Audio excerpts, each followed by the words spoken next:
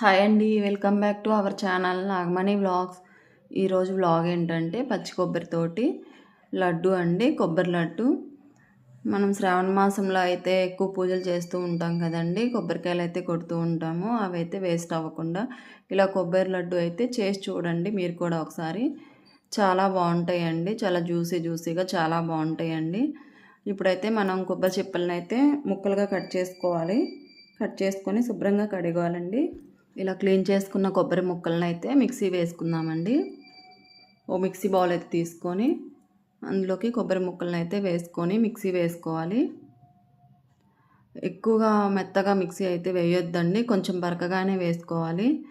మెత్తగా అయితే అంతగా బాగుండదండి, కొంచెం బరకగా ఉంటే మనం తినేటప్పుడు పంటికి తగులుతుంటే చాలా బాగుంటుందండి కొబ్బరి.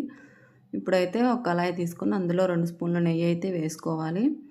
మనం మిక్సీ పట్టుకున్న కొబ్బరి తురుమును అయితే లైట్గా ఫ్రై చేసుకోవాలండి, పచ్చి వాసన పోయేలా ఫ్రై చేసుకోవాలి. చూడండి, నాకైతే ఈ గిన్నెతోటి 3 గిన్నెల కొబ్బరి తురుము అయితే అయిందండి. ఇలా ఫ్రై చేసుకున్న తర్వాత బెల్లంని అయితే యాడ్ చేసుకుందామండి. 3 గిన్నెల కొబ్బరి తురుముకి 2 గిన్నెల బెల్లం అయితే తినే వాళ్ళైతే 2 గిన్నెలు వేసుకోవచ్చండి. స్వీట్ ఎక్కువగా ఇష్టపడే వాళ్ళైతే, తక్కువగా తినే వాళ్ళైతే ఒక గిన్నె వేసుకున్న తర్వాత మళ్ళీ హాఫ్ గిన్నె అయితే వేసుకోవచ్చండి. ఇలా బెల్లం అయితే వేసిన తర్వాత మొత్తం కలిసేలా కలపాలి. స్టవ్ని అయితే సిమ్లోనే ఉంచుకోవాలండి, హైలో పెడితే అడుగంటుతుంది. మొత్తం కలిసేలా ఇట్లా కలుపుకోవాలండి. ఎక్కువ టైం కలుపుతూనే ఉండాలండి, లేదంటే అడుగంటుతుంది. కొబ్బరిలో వాటర్ అయితే లేదు కదండి, మనం ముందుగా కొంచెం ఫ్రై చేసాం కదా పచ్చి వాసన పోయేలా. చూడండి, కలుపుతూనే ఉంటే ఇలాగైతే వస్తుంది కొబ్బరి తురుము బెల్లం.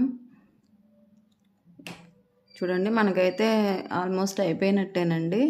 స్టవ్ అయితే ఆఫ్ చేసుకొని మనం అయితే ఒక 10 నిమిషాలు లేదా ఒక అరగంట అయితే వేడి చల్లారేదాకా ఆరబెట్టుకోవాలండి. ఆరిన తర్వాత మన చేతికైతే నెయ్యిని కొంచెం రాసుకొని ఇలా లడ్డూలా చుట్టుకోవాలండి. చాలా బాగుంటుందండి, జ్యూసీగా. పిల్లలకు కూడా హెల్త్కి చాలా మంచిదండి పచ్చి కొబ్బరి. మీరు ఒకసారి ట్రై చేయండి. ట్రై చేసి ఎలా వచ్చిందో కామెంట్ చేయండి. ఈ వీడియో నచ్చితే లైక్ చేయండి. కొత్త వాళ్ళైతే నాగమణి వ్లాగ్స్ ఛానల్ని సబ్స్క్రైబ్ చేసుకోండి. ఇలాంటి వీడియోస్ కోసం అయితే మరొక వీడియోతో మళ్ళీ కలుద్దామండి. బాయ్ అండి.